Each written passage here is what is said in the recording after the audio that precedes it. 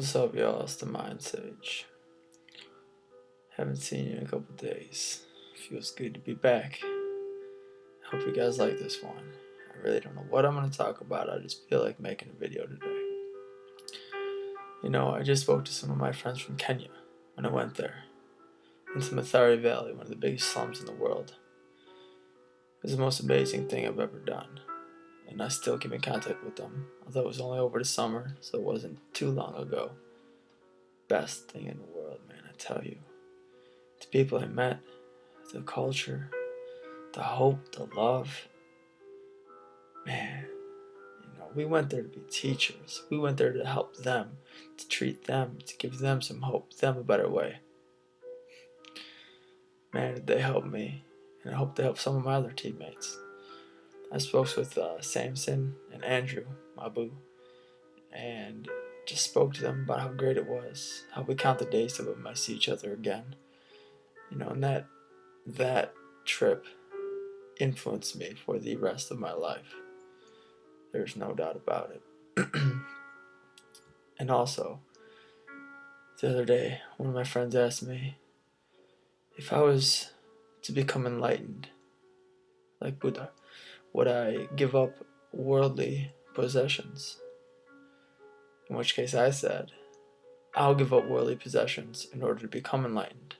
Or, whichever one happens on the way to enlightenment, on the way to learning God, being Christ-like, on the way to finding my self-actualization, then it won't matter because that will happen either way. I'm reminded that we're born with nothing and we die with nothing. So in between, what is all this gathering we're doing of things, of materials? We didn't come here with them. We're not going to take them with us. So there must not be that much importance to what we acquire in between. If the world is around for millions and billions of years, humans around for, 30,000 years. What is this little 100 years? What is it? And why do we need to waste so much time scurrying around? One of my favorite things I ever said was, where are we all scurrying to, and why?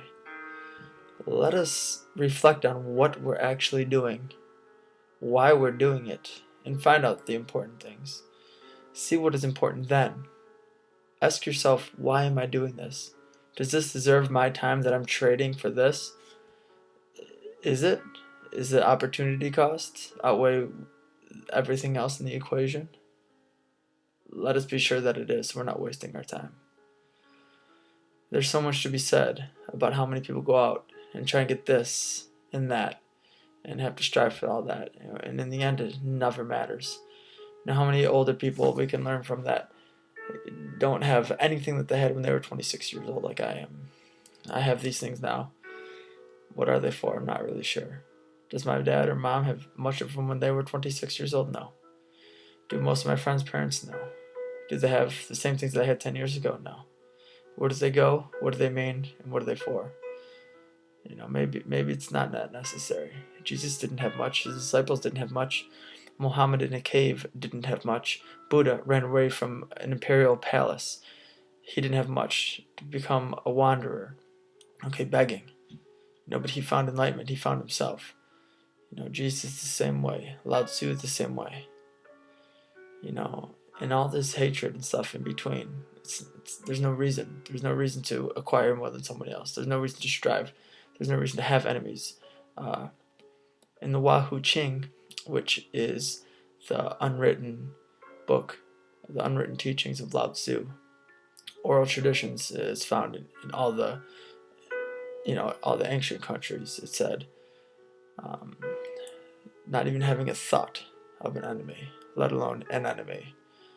That's what we should be striving to, and I love that. I'm really for that. So all these things that we see, 100 million people have died this century in war. 100 million. That's 1/10 of a billion people. Die for what? For what? So we can fight another war again? Have all the, what's the difference?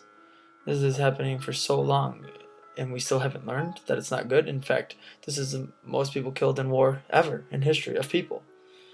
And it just happens. Shouldn't we learn something from that? Our advancement may not be advancing, so a lot of things were declining. And I think that we can learn a lot from the people back in the day who weren't overwhelmed with all the material things that we are overwhelmed with today. Leading us down the wrong path, leading us to things that aren't that necessary. Let us learn from Lao Tzu, Jesus, Muhammad, Buddha, anybody, the Bhagavad Gita, the Hindi holy book, the Song of the Lord. Let us learn from these things about, what we should and shouldn't do. There's a reason. They didn't have all this extra things to worry about that we created. Even this computer that I'm talking on, is it that necessary? Not really sure. Will I have it in 10 years? No. Will these videos help me out? Yeah. Okay, so some things are good. But it's to be deciphered what's really important.